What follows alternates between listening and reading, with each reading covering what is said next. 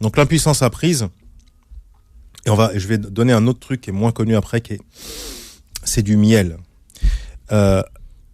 Ou résignation acquise est un sentiment d'impuissance permanent et général qui résulte du vécu d'un animal ou d'un humain, parce on s'est permis quelques expérimentations animales au préalable, et c'est un sentiment qui est provoqué par le fait d'être plongé de façon durable et répétée dans des situations en lesquelles l'individu ne peut agir et auxquelles il ne peut échapper.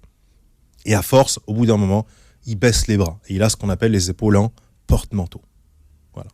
Mais dans la tête, pas physiquement. Dans la tête. Porte-manteau ? Ouais, il a. C'est pas en cintre ? En cintre, ouais. Il a baissé les bras comme ça. Sur la tête, comme ça. Ouais. Voilà, tu vois.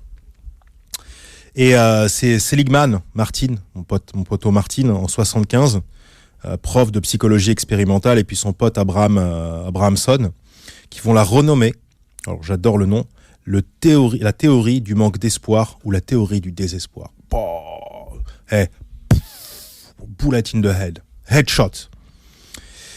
Et alors la deuxième, qui est créée par les notes, le système scolaire, etc. Et puis après, on va parler de la télé-réalité. Alors là, la télé-réalité, bouchez-vous les oreilles, là, j'ai préparé mon texte. Il y a un truc qui s'appelle la constante macabre. Oh, j'adore Philippe. Déjà le nom. Écoute bien. Là, j'ai trouvé ma pépite du début d'année.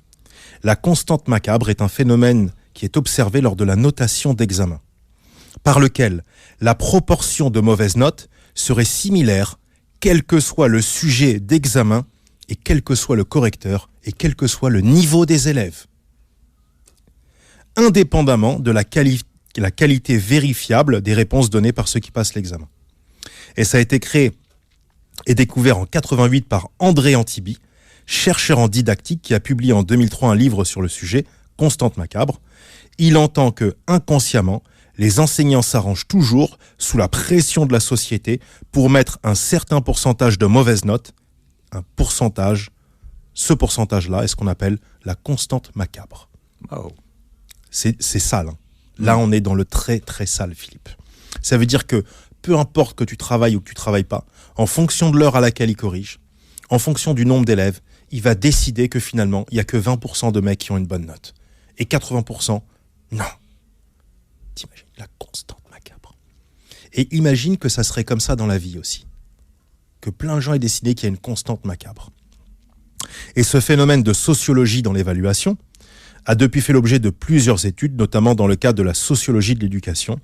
Et cette théorie a permis de mettre l'accent sur le poids excessif qu'aurait la note et surtout la systématisation des mauvaises notes qui pousserait à la sélection par l'échec.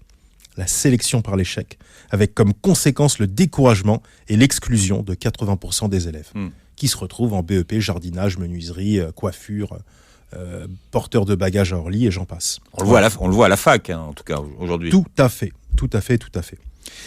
Et donc ça, c'est pour les notes, le début, l'enfant, la création, l'adolescence. Quand les gens me disent « Ouais, j'ai pas confiance en moi », oui, mais il faut voir les racines. Je veux dire, arrête de te flageller, te mets pas le flingue contre la tempe. Prends le flingue et tire dans le tas. Bon, pas comme dans les universités américaines, tu vois, mais fais un blog contre l'éducation, je sais pas, lis. Y a plein de choses à faire, il y a plein de mouvements à créer. Reste pas là à t'auto-détruire. Donc là, on a fait que l'enfance. On arrive à l'adolescence. Adolescence, là, on est dans le sale. On est dans la télé-réalité, Philippe. La télé-réalité, ce loisir, parce que c'est le loisir des jeunes maintenant, la télé-réalité, c'est des stars les mecs, tu vois, elle va limiter le développement personnel des jeunes. Les jeunes disent « Ouais, mon enfant, développement personnel. » Je dis « Regarde des trucs. » Ouais, déjà arrêtez ça. Là, c'est le cancer du dev perso. Ils me disent « Ah bon, pourquoi ?» Il suffit de prendre comme exemple la pauvreté étude. La pauvreté du vocabulaire employé dans des émissions.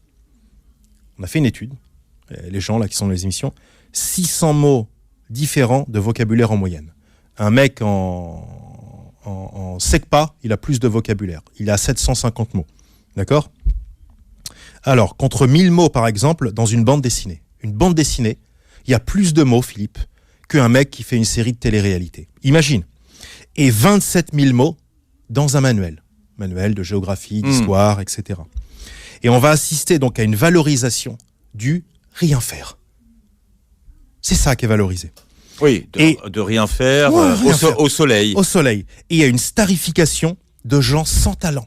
Aucun. Zéro. Des arlequins.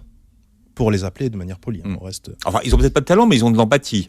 Je sais pas, en tout cas, je suis pas là pour les juger. Moi, à aucun moment, je me permettrais, Philippe, bien sûr. Donc, une starification de gens sans talent qui vont fasciner les jeunes. Et donc, le jeune comprend, biais cognitif, que pour être une star, il y a encore quelques années, il fallait avoir du talent.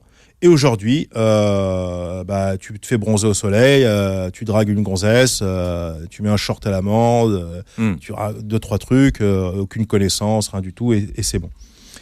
Et ça me rappelle ce que Philippe Bouvard avait écrit dans 1001 pensées.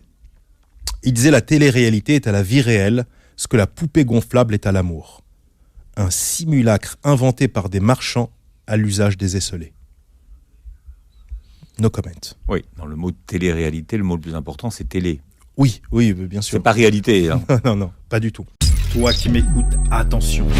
Surtout, ne passe pas à l'action après cette vidéo. Non, surtout reste dans l'ombre et continue de priver le monde de ta lumière.